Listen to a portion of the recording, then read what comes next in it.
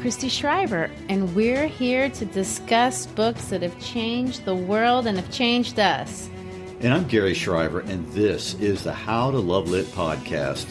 This week we begin our adventure into the life and work of one of the greatest fantasy writers of all time, J.R.R. Tolkien, the creator of The Hobbit, the book we're going to read, but also he's author of The Lord of the Rings, in case you didn't know. And the Silmarillion, and Christy, those are his most important works, but they weren't his only works, were they? True, but he is known for his adventures, although that wasn't really what he did for a living. He was not, first and foremost, a novelist or even a writer, really, and he didn't fit into the mold of the writers of his day. His contemporaries were people like Ezra Pound, T.S. Eliot, James Joyce, Virginia Woolf, F. Scott Fitzgerald, and all these modern writers that he wasn't anything like, and he wasn't even really a part of their world.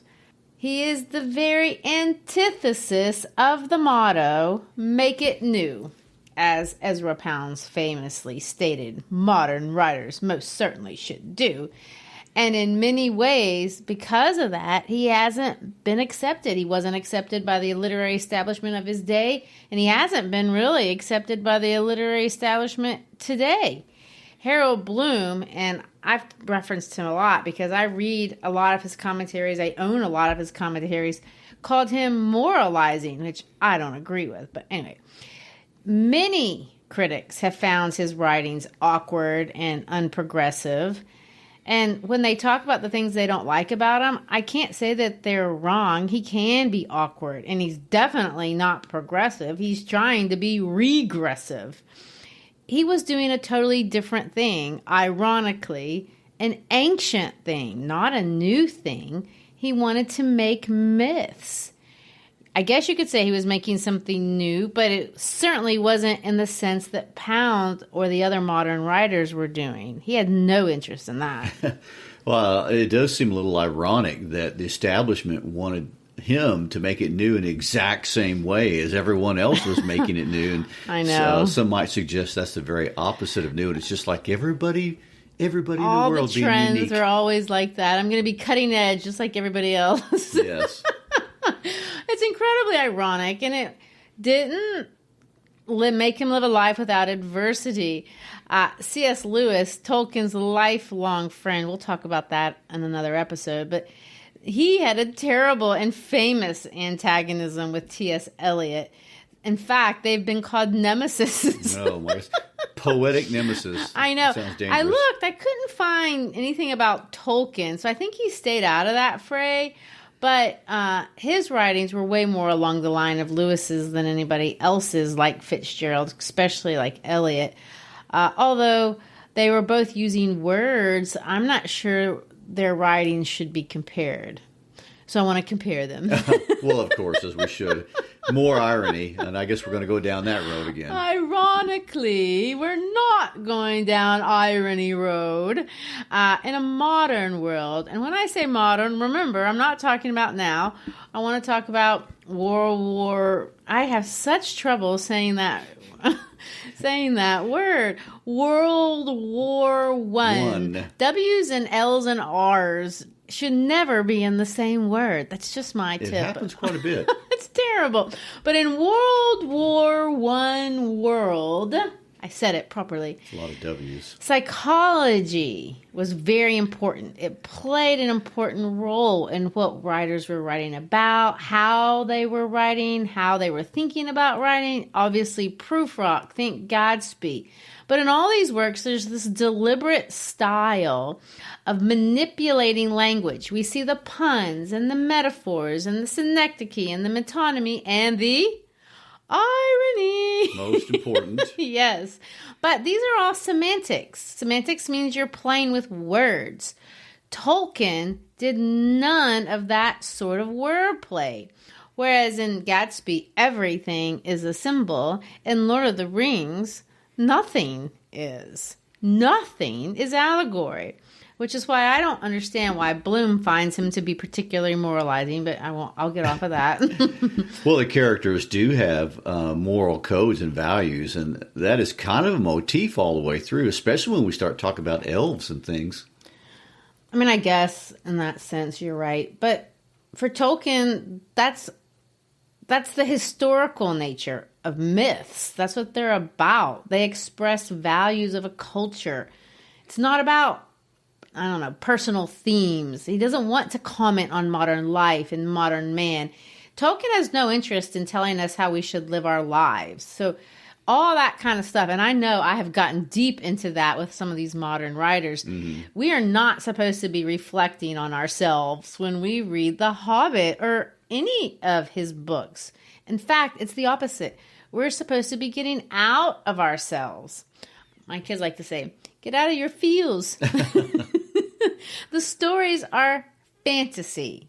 In the preference to Lord of the Rings, he asserts very emphatically, and he's going to say, this book has no symbolic meaning or message, no purpose other than to, and let me quote him properly, hold the attention of readers, amuse them, delight them, and at times maybe excite them and deeply move them. He's going to go on to say, because I'll skip tons of it, let me quote, history, true or feigned to allegory, the latter implies domination by the author, whereas history bestows freedom on the reader since it represents accidents, real or imagined as accidents, things that just happen to happen. So in other words, real life is more unexpected than allegory that people make. But anyway, that's what we have in The Hobbit, starting with an unexpected party. Well, I would like to point out before we move on to a historical sense how interesting it is that Tolkien is the anti-modernist. He really wanted to be, in some sense, and here he lives on and on and on. Well, from a historical sense, I can see why these books were so immediately successful during the time period Tolkien wrote them. I mean, despite the celebrations and parties and parades that we see in all the photographs about the end of World War I, that war left the world in a super dark, nihilistic place. And I think if you've listened to our past podcasts, yeah, you can see it. You know exactly how dark and nihilistic it was. People's hearts were broken and confused and anguished by the most destructive war that the world had ever seen. And historian Paul Johnson has called the First World War the disastrous epic for mankind. I mean, no one was untouched by death. And that's not hyperbole. That's actually a historical fact. That's so hard for me to comprehend. I remember when we went to France a couple of years and saw some of those battlefields, it made me kind of realize, because we in America haven't had this experience. For us, things like war happen far away to other people, or you can volunteer to go as a career, but even many soldiers don't go with the expectation of dying. And that's so different from this reality in, Tolkien's real life. War was personal. Christopher Tolkien, J.R.R's son, said in this documentary that I watched, when I was thinking about what to say in the podcast, he said that Tolkien, as a young man, was known, he used the word jovial. He was funny and fun, and he had all these friends. And then he went to war. All of them did. Tolkien went in March of 1916, and he was involved in, I can't say this word right. Somme. Yes, Somme. He was in the Somme offensive. And when he came back from that, everyone that he had known, that he had gone to school with, except one guy, was dead. And that is not an uncommon story for World War I. It's unimaginable. Right. Well, there was that was the experience of the entire world. In that offensive you mentioned, Somme. The Somme offensive, the British casualty list was over 600,000 in just 4 months. I mean, that's a major city anywhere. And here's another brutal reality. There was no ground gained. So basically, it was pretty much pointless death. So they just shot at each other in the same place. Well, we don't have time to talk about trench warfare in World War I, but that's where we get the nihilism from. Yeah, well, Tolkien's writings obviously have death in them, but it's not like Eliot's. For Tolkien, and this to me is such a thought worth thinking about because it applies. It applies to COVID. It applies to a lot of things. The way out of despair and into life. He says we have a tool for that. We have a way out of what he calls the primary world.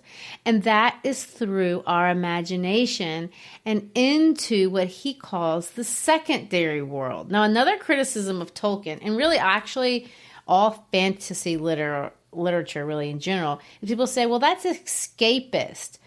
But Tolkien answers that accusation. And because he's going to say that it's not like you're trying to create an altered reality. You're not trying to deny reality or pretend that it doesn't exist or try to escape it in that sense. I kind of think of it, I've always accused video gamers of that, to be honest, even though that might be an unfounded accusation because I don't know much about video game world. But Tolkien says that's not what fantasy is at all. He says fantasy fiction doesn't provide escape as in the sense of you're deserting reality, but for the admirer, the reader, the creator of fantasy, what you use it for is to resist domination or being defined by your current reality. In other words, it keeps you, being able to have that keeps you from being consumed, and empowers the reader to confront the challenges of what he calls the primary world. That is a pretty significant definition. It really is. It's interesting, but it's a subtle distinction. Escapism, in the first sense, is unhealthy and negative, but in the sense he's describing, he's creating a positive force of personal empowerment and coping. That's exactly right. He's not the first person to kind of make this distinction. You know, other people have done it. They just didn't use the kind of terminology and the deliberate discussion that Tolkien had when he was confronted with this kind of challenge. William Blake, actually, who we talked about a little bit back, said a lot of these same kind of things when he was talking about imagination. And he tried to create for us, through his engravings in our primary world, the visions of his secondary world. And Blake talked about that, and he thought that the energy and the courage to reinvent the world using your imagination was imagination in its freest form. Wow, what a lofty interpretation. I know, and these are really old. I know I went a little bit deep, but I just think that's kind of a really cool idea. It's a great perspective. And so, Christy, since it's a new book day, you know I want to get into the life and times of Tolkien himself, but since he basically did create a new subgenre of fantasy, and how many people get to do that, I think it would be helpful, at least for me, to define fantasy per se, because I'm not so sure I know if I could. Sure. Fantasy literature is something we're all familiar with, whether we use that term for it or not.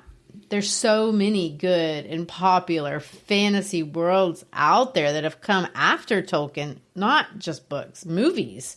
And we all love them. Harry Potter, Star Wars, Pirates of the Caribbean. These are all fantasies. I mean, Disney has totally exploited the genre. Yeah, they've got it figured out. Yeah. In some ways, even against Tolkien's insistence, a lot of these are actually metaphorical. I mean, how could they not be? But what marks fantasies is that there's a supernatural world, and it is definitely not our world. They take us out of our world, and they're marked by these archetypal heroes. A lot of the heroes are orphans. These are unlikely heroes. They do things like they go on quests and they encounter elements of the supernatural, things that could not and do not exist in our world. They always, well, not always, I'm never going to say always, but they often, most often, have wise counselors. They have these traveling companions that they get to build relationships with and have fun with. And they always, I will say always here, conquer evil foes. Yes, indeed. Some of them, especially the modern ones, because we just can't get away from this, will have social commentary, but Tolkien totally frowns on that sort of thing. He thinks that defeats the purpose. You're not supposed to do that when you're creating these secondary worlds. I want to read another famous Tolkien quote. And I have him vision, I don't know, in my mind. I've watched some videos of him, but in my mind, I have him pegged as this stuffy old professor. And this sounds like something a stuffy professor would say. Let me just say it.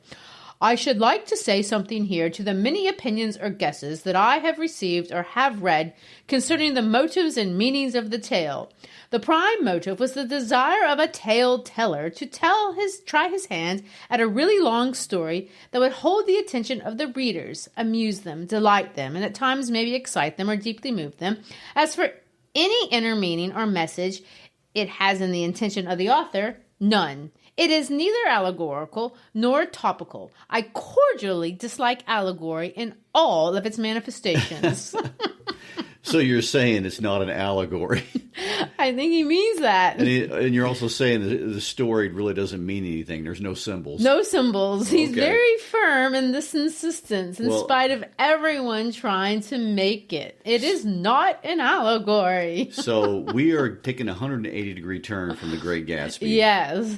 I think people just assume because he's best friends with C.S. Lewis and C.S. Lewis's Narnia stories are allegory, that Tolkien's were too, and he is not happy about this.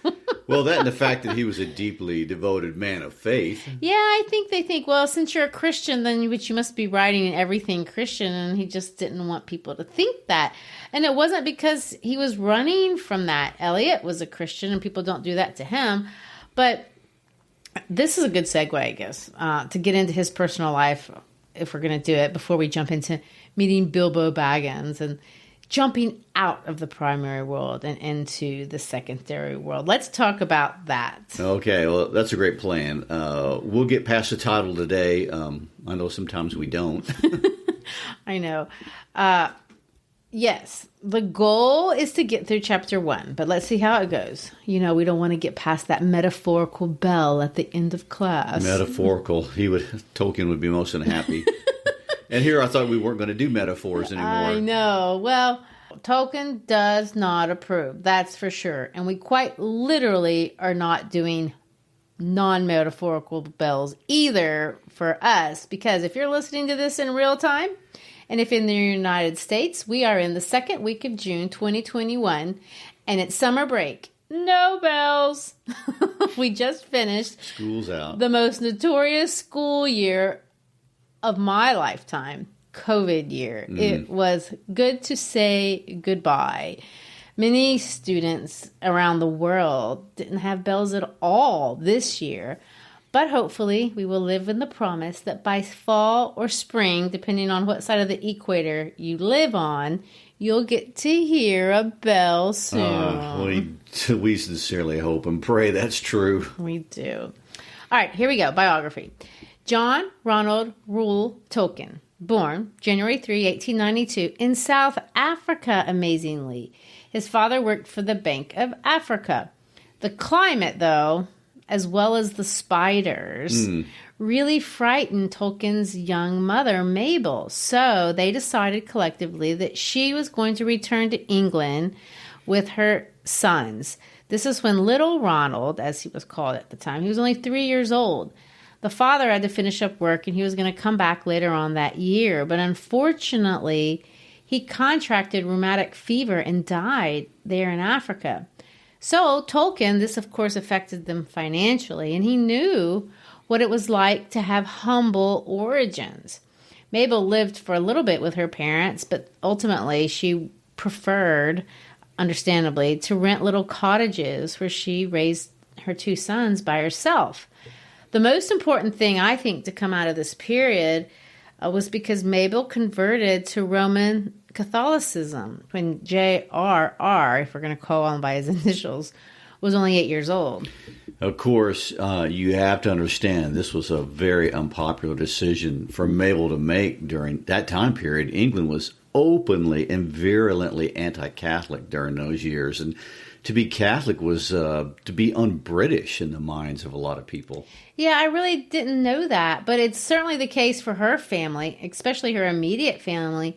They cut her off financially because she would not denounce her Catholic faith.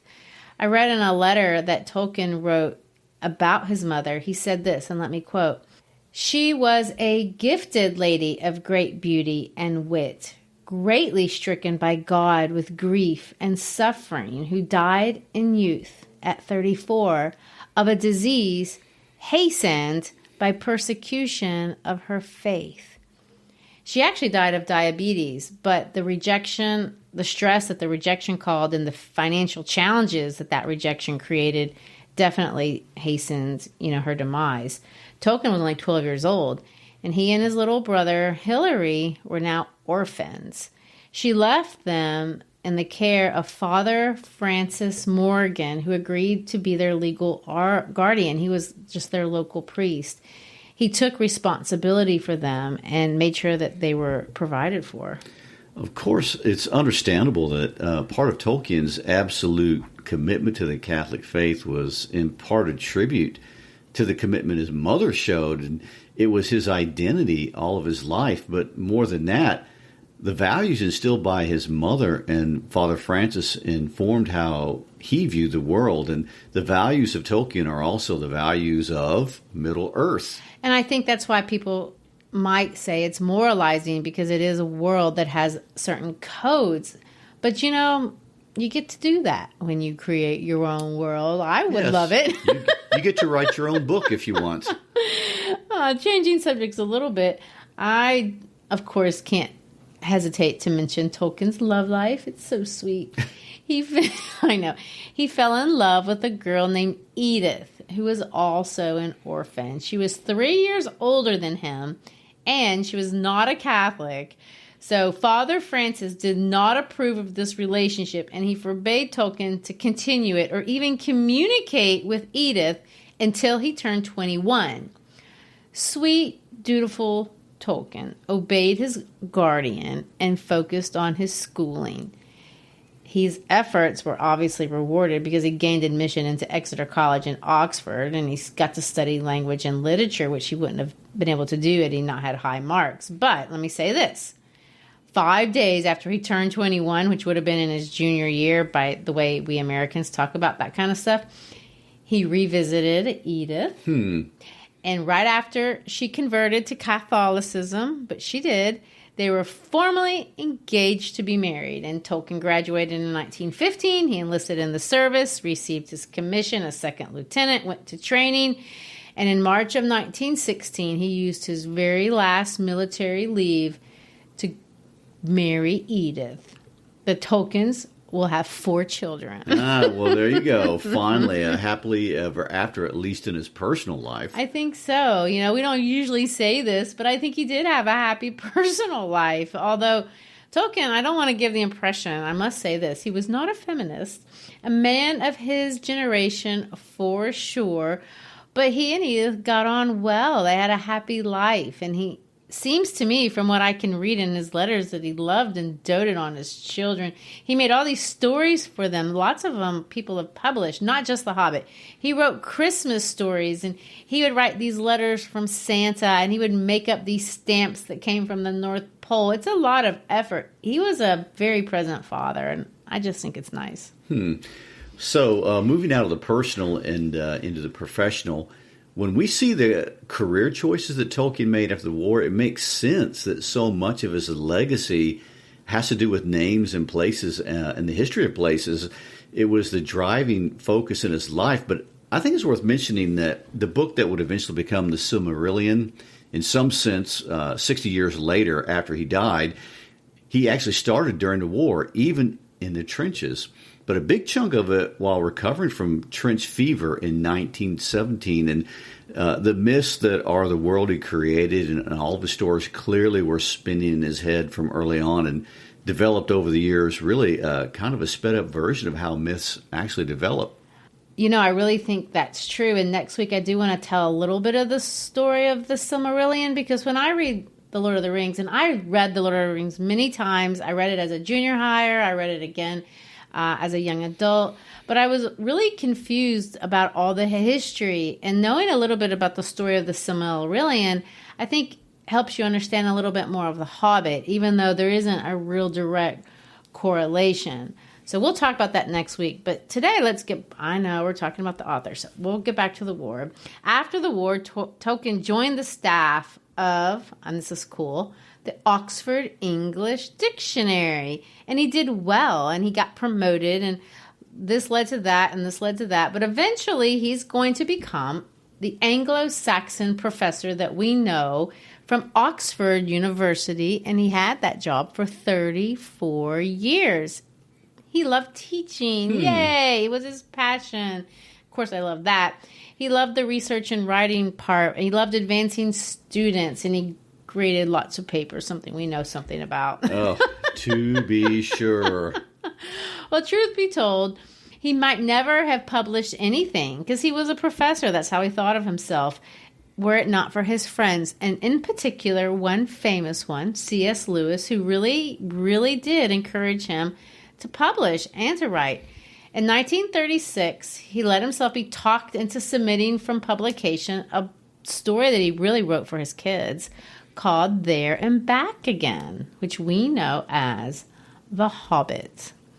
It was a children's book, so the publisher, Stanley Unwin, employed, this is so cute, his 10-year-old son, Rainer, to read it, and he paid him 1 shilling. Now, Gary, I have to ask, I've heard that word shilling a lot of times, and I've never understood what it is. Well, most Americans don't, and when we study it, we can get totally confused because a British pound is worth 20 shillings, half a sovereign is 10 shillings, a crown is 5 shillings, and a florin is worth 2, and there are 12 pennies in a shilling. I don't know how people keep up with that. Well, because it was their money and in their best interest to do so, they could keep up with it. And the British used this system for centuries, and I think this is what's really cool. The system really dates back to the Roman occupation. But just as a reference, for young Rainer, he could buy a pack of gum for 1 penny. So for an entire shilling, he could get 12 packs of gum.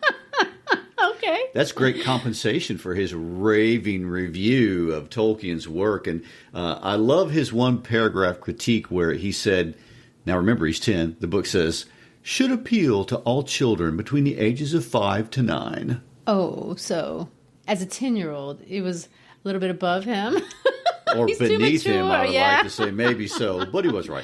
It definitely appealed, and more than just to that crowd. It sold well, and Unwin asked Tolkien to write a sequel, and he did. That sequel would take another 12 years before he got to the trilogy that turned him into an icon, and that's a story some of us might have heard of before. I think it's called Lord of the Rings or something like that. Yeah, he had no idea this was going to be the turning point in his life. He would become a myth. And the story, to me, of how it all happened is a little bit of a myth. He says, and I watched this little video of him, and he said this. I watched it. It was the summer of 1930. He had just moved into a house, and he was grading piles of student exams. Oh, that's terrible work, we know. I know. Dull and mind-numbing, and when he talked about it in the video, he kind of said that. But this is what he exactly said. I had an enormous pile of exams. I remember picking up a paper and actually finding there was 1 page that was left blank. So I scribbled on it, and I can't think why. In a hole in the ground, there lived a hobbit. And so it began. Later on, Tolkien said that he had to decide, what actually is a hobbit, and he made it up from there. Well, what is it? Well, let's let Tolkien tell us. What is a hobbit? Read for us what he says it is on page 2 of The Hobbit.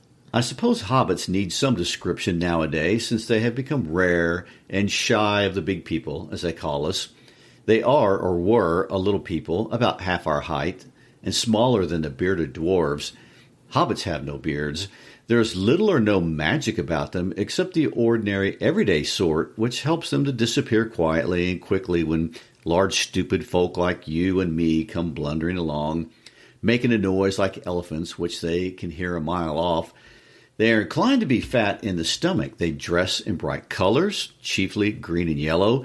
They wear no shoes because their feet grow natural, leathery soles and thick, warm brown hair, like the stuff on their heads, which is curly, have long, clever brown fingers, good-natured faces, and laugh deep, fruity laughs, especially after dinner, which they have twice a day when they can get it. Now you know enough to go on with. As I was saying, The mother of this hobbit, of Bilbo Baggins that is, was the fabulous Belladonna Took, one of the 3 remarkable daughters of the old Took, head of the hobbits, who lived across the water, the small river that ran at the foot of the hill. It was often said, in other families, that long ago one of the Took ancestors must have taken a fairy wife. That was of course absurd, but certainly there was still something not entirely hobbit-like about them, and once in a while members of the Took clan would go and have adventures. They discreetly disappeared, and the family hushed it up. But the fact remained that the Tooks were not as respectable as the Bagginses, though they were undoubtedly richer. Not that Belladonna Took ever had any adventures after she became Mrs. Bungo Baggins. Bungo, that was Bilbo's father, built the most luxurious hobbit hole for her, and partly with her money, that was to be found either under the hill or over the hill or across the water, and there they remained to the end of their days. Still, it is probable that Bilbo, her only son, although he looked and behaved exactly like a second edition of his solid and comfortable father, got something a bit queer in his makeup from the Took side, something that only waited for a chance to come out. The chance never arrived until Bilbo Baggins was grown up, being about 50 years old or so, and living in the beautiful hobbit hole built by his father, which I have just described for you, until he had, in fact, apparently settled down immovably. By some curious chance one morning long ago in the quiet of the world, when there was less noise and more green, and the hobbits were still numerous and prosperous, and Bilbo Baggins was standing at his door after breakfast smoking an enormous long wooden pipe that reached nearly down to his woolly toes, neatly brushed, Gandalf came by. You know, that passage that you read is just everything Tolkien. It has history, it has scenery, it has tradition, it has so many things, it has magic. And so we have gone into that hobbit hole and into Tolkien's glorious secondary world. And I've used that word several times and I want to define it. It's a term that Tolkien made up. Tolkien said that the secondary world is a consistent fictional world. And what he means by that is that an author will create parameters and then respect his own parameters. There'll be this internal consistency, making a real place, but it's not a real place. It's in our minds. We have to suspend our reality and we go, like we just did, into that secondary world. And we have to understand, because they'll be explained to us, the rules of this new world, and then this world will take on this life of its own. We see this, if you've ever watched the Star Wars movies, that makes sense. We understand and believe that lightsabers can exist because there are rules that govern what they can and cannot do that are consistent in that world. We don't think that you can really levitate, but we understand what the Force is, and so we understand that the Force can make you levitate, because Lucas just created for us this secondary world. In Tolkien's case, there's a lot involved, and, really actually in Lucas's too. The secondary world has its own geography. It has its own languages. It has its own timelines. You saw that. It has its own genealogy. You saw that too. And in this world, everything is imagined, but it's also interdependent. If you open up, well, at least my copy of The Hobbit, before you get to the first page, there's 2 pages just of maps. And the maps have words on them that I can't read because they're not written in English. They're written in some Elvish script that I can't even understand the letters because it's not even our alphabet. Is it true? Because I've always heard this, that Tolkien made up his own languages. Well, it's absolutely true. And I'll talk a little bit about this next week because the Silmarillion is about elves, and most of the languages belong to elves, and the first and the second age and all that happened way before little Bilbo ever showed up. But, for Tolkien, and I thought this was so interesting, the languages came first. He made up the languages well before he made up the story, because Tolkien loved languages. He loved the history of languages. He loved phonetics and how words came together and the history and the culture that was embedded in all of the different languages that he had studied over the years.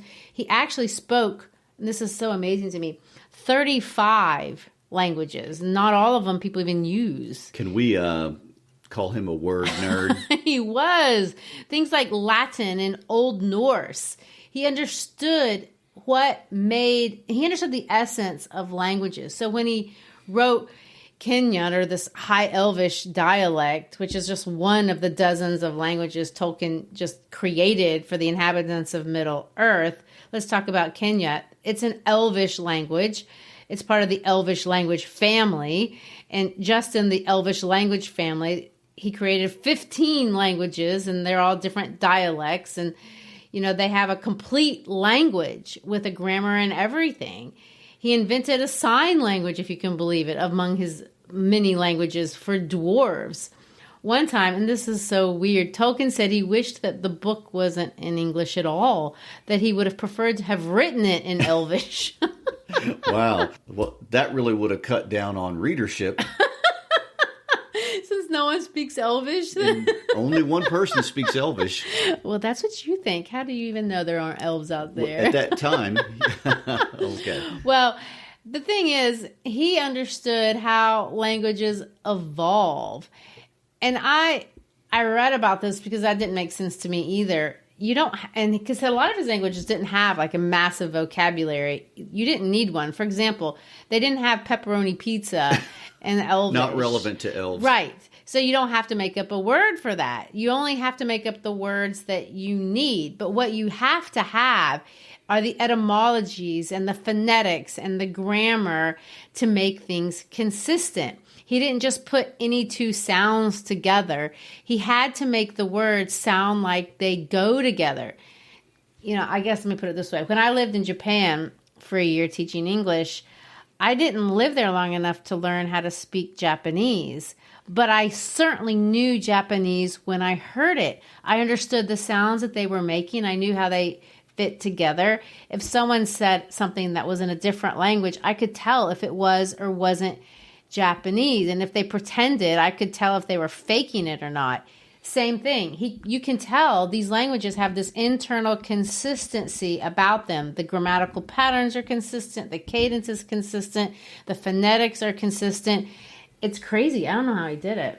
And he did it for the sport of it. That's what's wild. Exactly. He did it because that was his field of study, and he wanted to understand it better. It's incredible.